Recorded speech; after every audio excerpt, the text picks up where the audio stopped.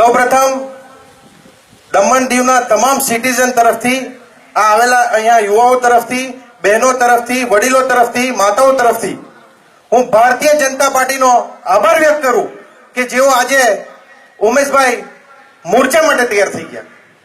કારણ કે બહુ મોટી વાત કહેવાય જ્યારે સત્તા પક્ષમાં કોઈ માણસ હોય ને તે જ રસ્તા પર ઉતરવા તૈયાર થાય તો આનાથી વિશેષ વાત કેવી કહેવાય મિત્રો?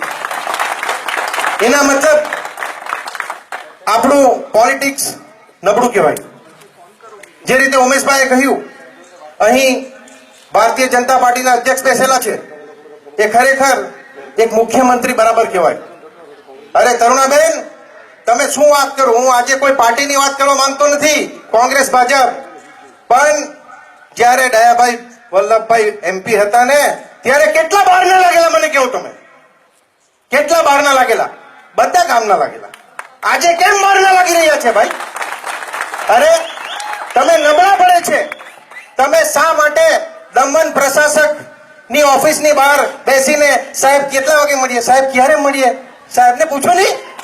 અરે શું સાહેબને પૂછો? લાત મારો અને અંદર ઘૂસી જાઓ.